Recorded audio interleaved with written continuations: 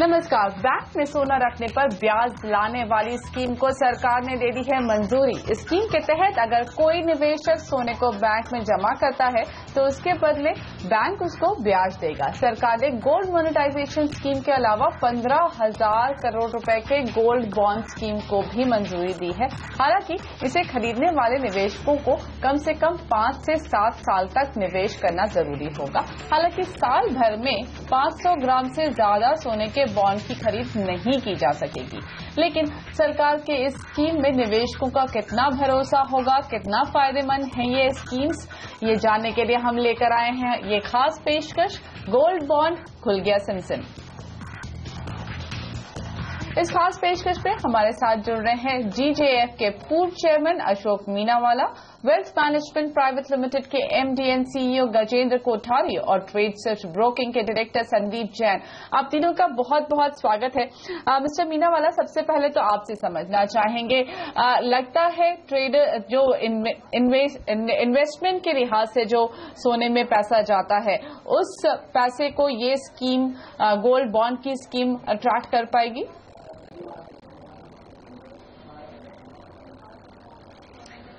देखिए, ये हकीकत में ये जो स्कीम बनी है वो इन्वेस्टरों के लिए नहीं बनी है। ये जो मोनेटाइजेशन स्कीम है, जिन लोगों के पास आइडल गोल्ड घर पे पड़ा हुआ है, जो यूज में नहीं आ रहा है, जो फ्यूचर इन्वेस्टमेंट के हिसाब से खरीदा हुआ है, जिसकी शादी है बेटी की 5-10 साल के बाद, या उसको कोई भी फ्यूचर कैपिटल यूज में लेना है, उन लोगों के लिए ये स्कीम बहुत ही इम्पोर्टेंट रहेगी। सवाल ये है कि गोल्ड बॉन्ड जो सरकार लेकर आई है, जहां पर वो टाइम टू टाइम ब्याज दर डिसाइड करेंगे, क्या वो, क्योंकि मोनेटाइजेशन तो ऑब्वियसली जो हमारे पास पैसा, जो हमारे पास सोना रखा हुआ है उसको मोनेटाइज करने की बात है, लेकिन गोल्ड बॉन्ड की स्कीम भी सरकार लेकर आई है इस लिहाज से कि निवेशकों को वो अट्रैक्ट कर सके गोल्ड के बेसिस पे। अगर instead of investing in gold आप गोल्ड बॉन्ड में निवेश कर पाएंगे। ये एक ऐसा इश्यू है कि जिन लोगों को गोल्ड के ऊपर बहुत ही विश्वास है और वो अगर मार्केट में जाके गोल्ड खरीदेंगे तो गोल्ड का इंपोर्ट इस कारण से बढ़ सकता है। तो उस इंपोर्ट को कंट्रोल में रखने के लिए गवर्नमेंट ने गोल्ड बॉन्ड को बॉन्ड बार लॉन्च किए हैं, और जिन लोगों को अपने पैसे से गोल्ड लेके फिर इस स्कीम के अंदर गोल्ड डिपॉजिट करवाना है, उन लोगों के लिए गोल्ड बॉन्ड स्कीम का उपयोग जरूर कर सकते हैं वो। ओके, इस वक्त शामिल करते हैं अपने दूसरे गेस्ट को भी। हमारे साथ गजेंद्र कोठारी और संदीप जैन भी हैं।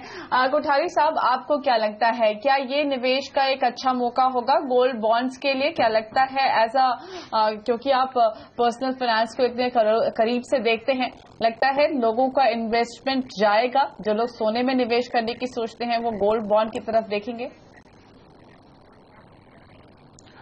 बिल्कुल, ये एक अच्छा ऑप्शन हो सकता है। अगर आज भी आप देखें तो गोल्ड में अगर कोई इन्वेस्ट करना चाहता है तो उसके लिए पेपर ऑप्शन ऑलरेडी है थ्रू गोल्ड ETF या गोल्ड म्यूचुअल फंड्स। वो काफ़ी अच्छा ऑप्शन है और उसमें लोगों ने काफ़ी पैसा निवेश भी किया जो जानकार निवेशक हैं।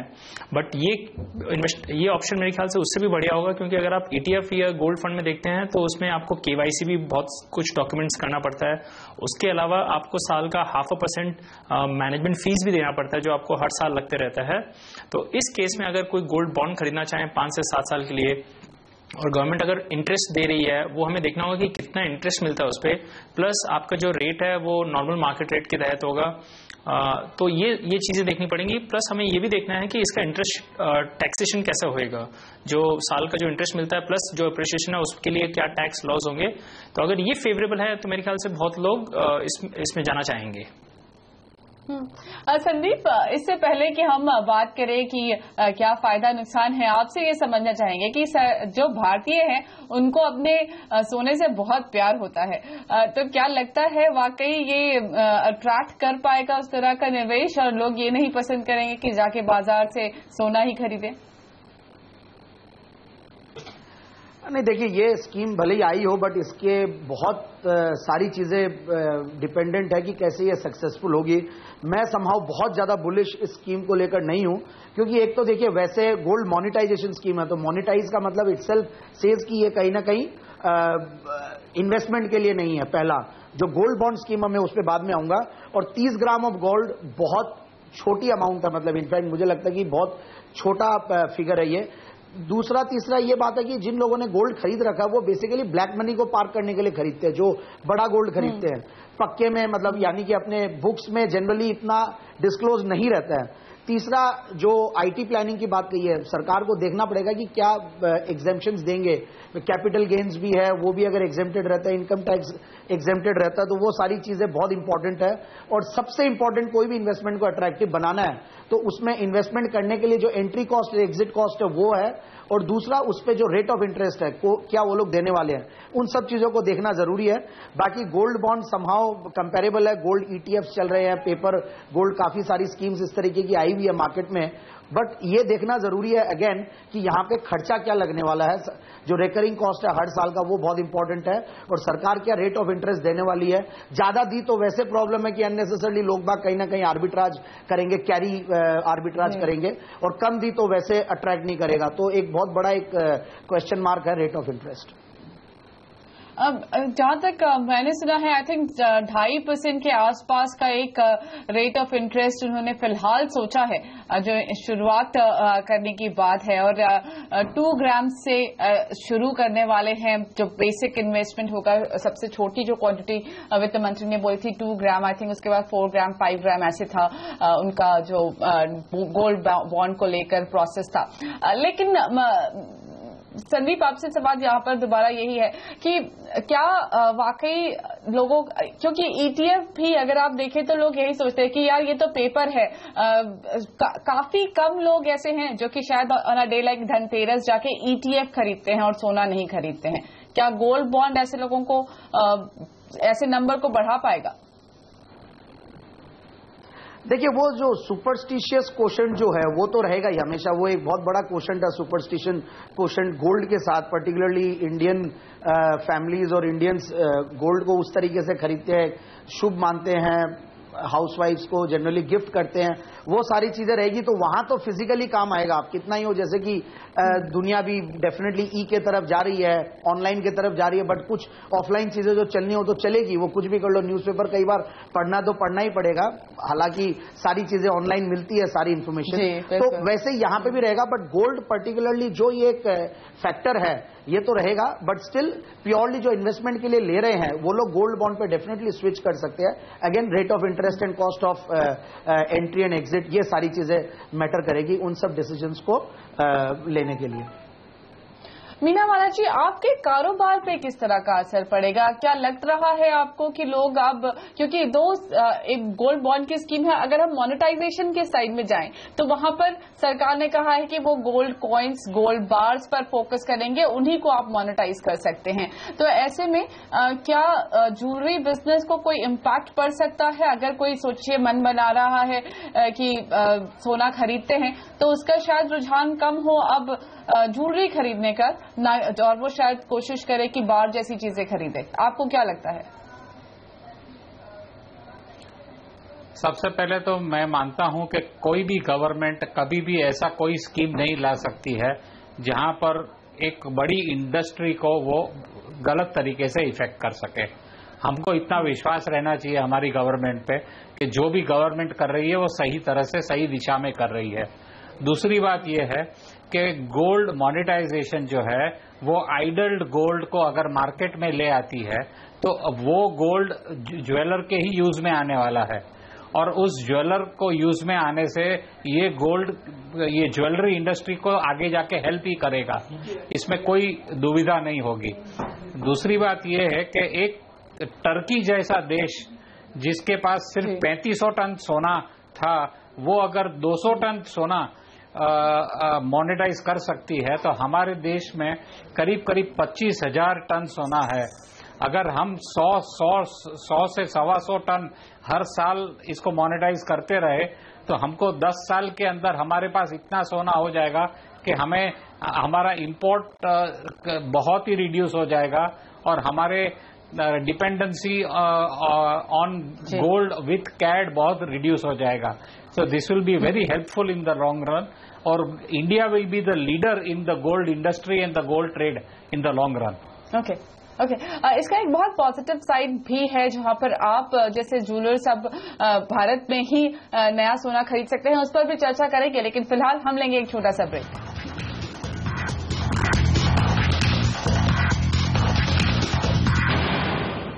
आप देख रहे हैं हमारी खास पेशकश. सरकार 2 स्कीम्स लेकर आई है, गोल्ड मोनेटाइजेशन और गोल्ड बॉन्ड, और इसीलिए हम लेकर आए हैं आपके लिए खुल गया सिनसिन.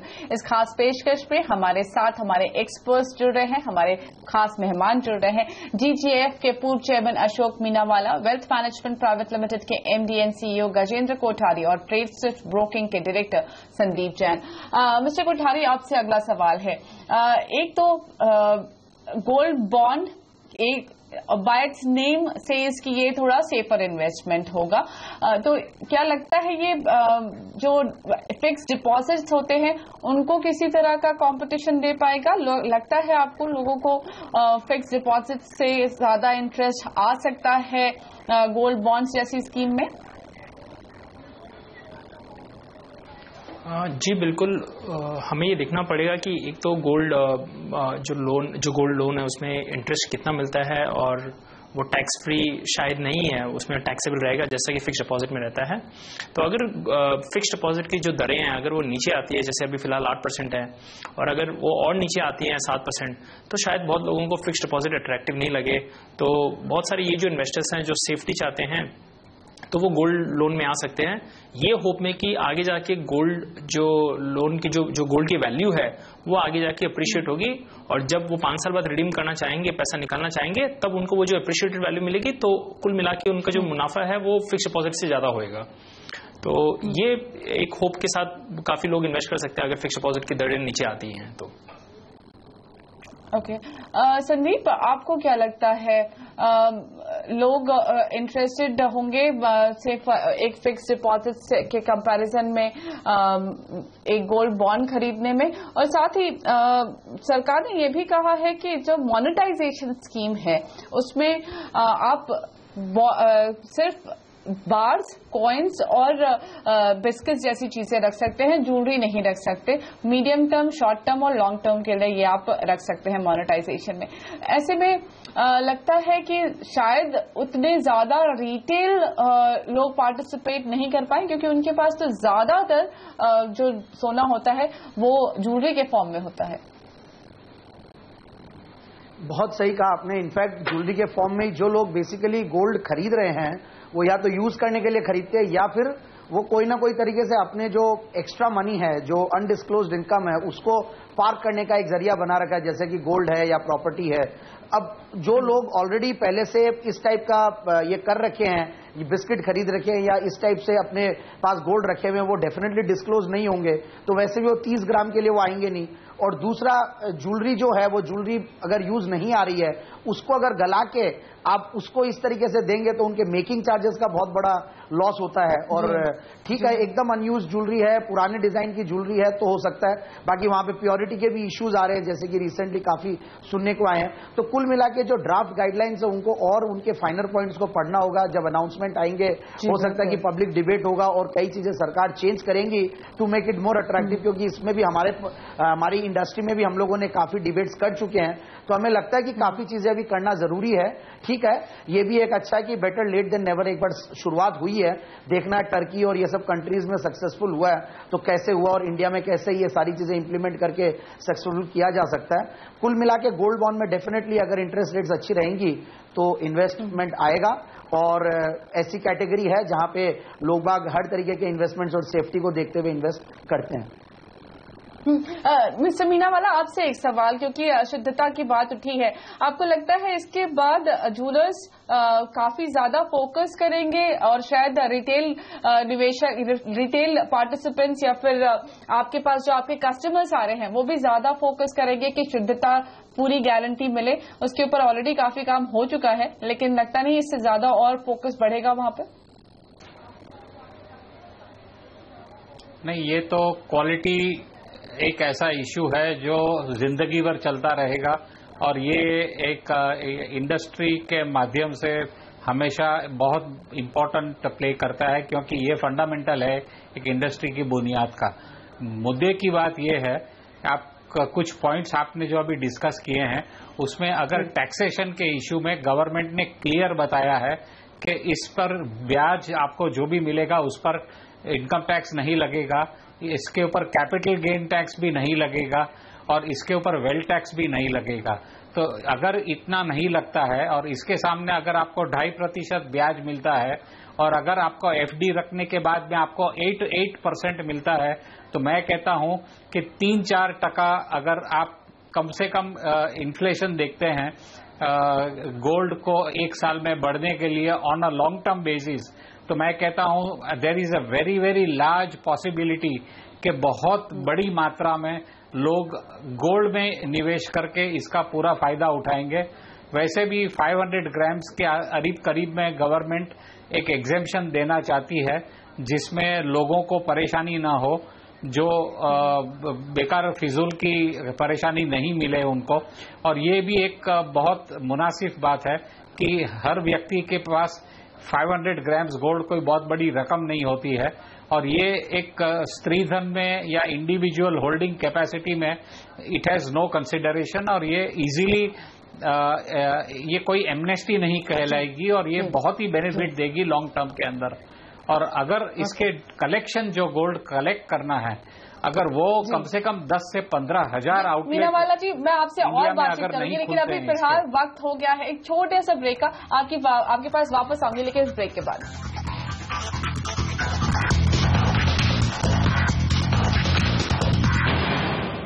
सरकार ने सोने पर 2 बड़े स्कीम्स का अनाउंस किया है, एक तो गोल्ड मोनेटाइजेशन, दूसरी गोल्ड बॉन्ड, और इसीलिए हम लेकर आ गए हैं अपनी खास पेशकश खुल गया सिम। इस खास पेशकश में हमारे साथ जुड़े हैं जीजेएफ के पूर्व chairman Ashok Meenawala, wealth management private limited के MD and CEO Gajendra Kothari और ट्रेड ब्रोकिंग के डायरेक्टर संदीप जैन। मिस्टर मीनावाला, आप बातचीत कर रहे थे, एक और सवाल मेरा यहाँ पर है कि रूरल जो इकोनॉमी है, रूरल एरियाज जो है वहां पर जो सोना होता है उसको भी क्या मेन स्ट्रीम प्रोसेस में लाने में मदद मिलेगी, और साथ ही गोल्ड मोनेटाइजेशन के लिए क्या आप भी अपने कस्टमर्स को बोलेंगे कि आप गोल्ड मोनेटाइजेशन या फिर गोल्ड बॉन्ड जैसी सुविधा का फायदा उठाइए? देखिए, ऐसा है कि इस इंडस्ट्री का 70% कंजम्पशन अभी भी रूरल मार्केट्स में ही है और 70% मार्केट अगर वहां एग्जिस्ट करती है तो मैं आपको एश्योर करता हूं कि जो गोल्ड मोनेटाइजेशन में कलेक्शन होगा वो भी रूरल मार्केट से ही सबसे ज्यादा होगा और फोकस भी गवर्नमेंट को रूरल मार्केट्स में ही करना चाहिए। रूरल मार्केट्स में मुद्दे की बात यह है कि अगर इस स्कीम का मार्केटिंग कोई बैंक करेगी या कोई हॉलमार्किंग सेंटर या कोई मार्केटिंग करने की कोशिश करेगा तो ये सक्सेसफुल नहीं जाएगी। ये बहुत इंपॉर्टेंट है कि इसका जो मार्केटिंग प्रोग्राम है वो करीब करीब 10 से 15 हजार आउटलेट इसके होने चाहिए।